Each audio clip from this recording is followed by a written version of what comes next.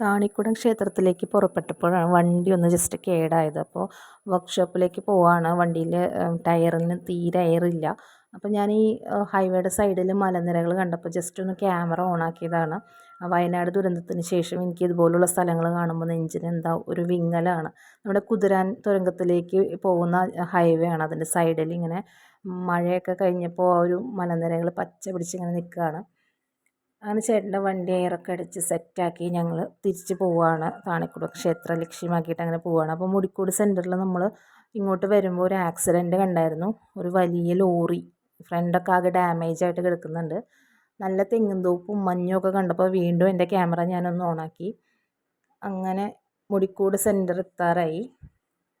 മുടിക്കൂട് ശിവക്ഷേത്രത്തിൻ്റെ തൊട്ടപ്പുറത്താണ് ഈ വലിയ ലോറി ഇടിച്ച് കിടക്കുന്നത്. അപ്പോൾ അതൊന്ന് ഷൂട്ട് ചെയ്യാമെന്ന് വിചാരിച്ചിട്ടാണ് പോകുന്നത്. അങ്ങനെ ഇതാണ് മുടിക്കൂട് ശിവക്ഷേത്രം. അതിൻ്റെ തൊട്ടപ്പുറത്ത് കണ്ടോ വലിയൊരു ലോറി ഇടിച്ച് കിടക്കുന്നുണ്ടോ. നിർത്തിയിട്ടിരിക്കുന്ന ലോറിയിൽ വന്ന് ഇടിച്ചേക്കുന്നതാണെന്നാണ് കണ്ടിട്ട് തോന്നുന്നത്.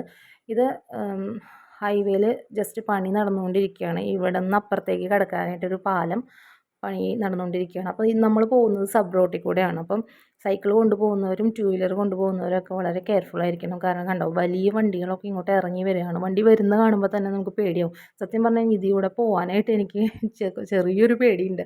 ലോറിയൊക്കെ ഇങ്ങോട്ട് ഇറങ്ങി വരുന്ന കാണുമ്പോൾ നമുക്ക് ഭയങ്കര പേടിയാവും. ഇത് ചാത്തൻകുളം, നമ്മുടെ വീടിൻ്റെ തൊട്ടടുത്തുള്ള കുളമാണ്. അതിൻ്റെ വർക്ക് നടന്നുകൊണ്ടിരിക്കുകയാണ്. ഇപ്പോൾ ആകെ പായലൊക്കെ പിടിച്ച് കിടക്കുകയായിരുന്നു. അവിടെ റെസ്റ്റ് ചെയ്യാനുള്ള സ്ഥലം ഒക്കെ വരും എന്ന് പറയുന്നു. അതിൻ്റെ പണികളിപ്പോൾ നടന്നുകൊണ്ടിരിക്കുന്നു. അങ്ങനെ നമ്മൾ താണിക്കുടത്ത് അമ്മേനെ കാണാനായിട്ട് പോവുകയാണ്. മഴയൊക്കെ കഴിഞ്ഞപ്പോൾ ആകെ കാട് പിടിച്ച് പൊന്ത പിടിച്ച് കിടക്കുകയാണ് റോഡിൻ്റെ സൈഡിൽ. അവിടെ ഒരു ചർച്ച്, അതിൻ്റെ ഇപ്പുറത്ത് എനിക്ക് ഭയങ്കര ഇഷ്ടമുള്ളൊരു സ്ഥലമാണ്. വെഡ്ഡിങ്ങും ബർത്ത്ഡേയ്സും ഒക്കെ നടത്താനായിട്ട് ചെറിയ ചെറിയ ഫംഗ്ഷനൊക്കെ നടത്താനായിട്ട് ഒരു പ്ലേസ് ഉണ്ടാക്കിയിരിക്കുന്നതാണ്. എനിക്ക് നല്ല ഇഷ്ടമായി അത് കണ്ടപ്പോൾ. അതുപോലെ നമ്മുടെ പവർ ഹൗസ്, ഏക്കർ കണക്കിന് സ്ഥലത്ത് കാട് പിടിച്ച് കിടക്കുകയാണ് പവർ ഹൗസ്. ഒരു രക്ഷയില്ല, ഭയങ്കര കാടും മൊന്തയാണ് പവർ ഹൗസിൻ്റെ ഉള്ളിൽ. പവർ ഹൗസിൻ്റെ ഇപ്പുറത്തെ സൈഡിൽ പ്രത്യേകത എന്താണെന്ന് വെച്ച് കഴിഞ്ഞാൽ ഒരറ്റത്തുനിന്ന് തുടങ്ങിക്കഴിഞ്ഞാൽ ഒരുപാട് ദൂരം നഴ്സറികളാണ്. ഈ ചെടികളുടെ എല്ലാതരം ചെടികളും, പൂവില്ലാത്തതും പൂവുള്ളതും ഫ്രൂട്ട്സും അതുപോലെ എല്ലാ ചെടികളും, തെങ്ങിൻ തൈകളും മാവിൻ തൈകളും ഒക്കെ നിറയെ കിട്ടുന്ന സ്ഥലമാണ്. നമുക്ക് ടൗണിലേക്കൊന്നും പോകണ്ട ചെടി വാങ്ങിക്കാനായിട്ട്. ചെടിച്ചട്ടികൾ, വളം എല്ലാം കിട്ടുന്ന ഒരു സ്ഥലം. അത് ഒരുപാട് ദൂരം ഈ നഴ്സറികൾ നടത്തുന്ന ഒരു സ്ഥലമാണിത്. വീടുകളുടെ ഫ്രണ്ടിലും നഴ്സറി നടത്തുന്നവരുണ്ട്. ഇത് പവർ ഹൗസിൻ്റെ ഗേറ്റ്. ഇത് വിഷ്ണു ക്ഷേത്രം. ഞങ്ങൾ തിരിച്ചു വരുമ്പോഴാണ് വിഷ്ണു ക്ഷേത്രത്തിലേക്ക് കയറാറ്. ഈ ക്ഷേത്രത്തിൻ്റെ കുളം എനിക്ക് ഭയങ്കര ഇഷ്ടമാണ്. ഇവിടെ കുട്ടികൾ കുളിക്കുന്ന കാണാറുണ്ട് ഇടയ്ക്ക്. നല്ല കുളമാണത്, വലിയൊരു കുളം. പിന്നെ ഇത് താണിക്കുടത്ത് അമ്മയുടെ ക്ഷേത്രം. ഇവിടേക്ക് നമ്മൾ സ്ഥിരം വരുന്നതാണ്. ചേട്ടൻ സ്ഥിരം വണ്ടി വെക്കാറുള്ള സ്ഥലത്ത് ജസ്റ്റ് പാർക്ക് ചെയ്ത് ഞാൻ ഓടി പുഴയിലേക്കാണ് ഇറങ്ങിയത്. കാരണം നമ്മൾ ബലിതർപ്പണമൊക്കെ നടത്തുന്ന വലിയൊരു പുഴയുണ്ട് ഇവിടെ. 3, 4, 5 ദിവസം അടുപ്പിച്ച് ആറാട്ടായിരുന്നു കർക്കിടക മാസം തുടങ്ങിയപ്പോൾ. ഒരു ദിവസം ഞങ്ങൾ വന്നപ്പോൾ ക്ഷേത്രം നിറച്ച് വെള്ളമാണ്. ദേവിയുടെ വിഗ്രഹമൊക്കെ അവരെടുത്ത് മാറ്റിയായിരുന്നു.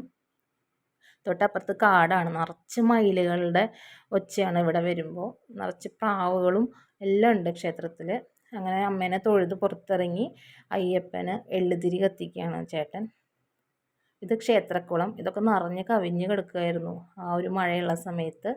അതുപോലെ നാഗത്താന്മാരുടെ അവിടെ എപ്പോഴും ഇരുട്ട് പിടിച്ച് കിടക്കുന്ന ഒരു കാട് പിടിച്ച് ഇങ്ങനെ കിടക്കുന്ന ഒരു പ്രത്യേക വൈബുള്ളൊരു സ്ഥലമാണ് ഈ നാഗത്താന്മാരുടെ സ്ഥലം. പിന്നെ ഇത് നമ്മൾ പുറത്തേക്ക് വരുമ്പോൾ റോഡ് സൈഡിലുള്ള നാഗപ്പൂവിൻ്റെ മരമാണ്. ഈ പൂക്കൾ താഴെ ഉണ്ടായി നിൽക്കുമ്പോൾ ഞാൻ പറിക്കാറുണ്ട്. എനിക്ക് എപ്പോഴും കൗതുകമാണ് ഇതിൻ്റെ ഈ ഒരു കായ എന്ന് പറയുന്നത്. അങ്ങനെ പ്രസാദമൊക്കെ വാങ്ങിച്ചു നമ്മൾ താണിക്കുടത്ത് അമ്മേനെ തൊഴുത് പുറത്തിറങ്ങി വിഷ്ണു ക്ഷേത്രത്തിലേക്ക് വന്നു. അവിടെയും തൊഴുതു. അപ്പോൾ പിറ്റേ ദിവസം പ്രസാദൂട്ടാണ്, കുട്ടികളെയൊക്കെ കൊണ്ടുവരണം എന്നൊക്കെ സ്വാമി പ്രത്യേകം നമ്മളോട് പറഞ്ഞായിരുന്നു.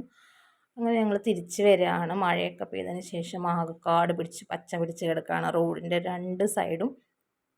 ഇത് കസ്തൂരിമാൻ്റെ ഒരു സീൻ ഷൂട്ട് ചെയ്ത ഒരു സ്ഥലമാണ്. ഈ മരത്തിൻ്റെ പ്രദേശത്ത് വെച്ചിട്ടൊരു സീൻ ഷൂട്ട് ചെയ്തിട്ടുണ്ട്. അങ്ങനെ എൻ്റെ വീടെത്താറായി. വീട്ടിൽ പാറു മാത്രമേ ഉള്ളൂ. അവൾ എണീറ്റിട്ടുണ്ടാവില്ല. ഞങ്ങൾ നേരെ തൊഴുത് ഹാപ്പി ആയിട്ട് വീട്ടിലേക്ക് പോന്നു.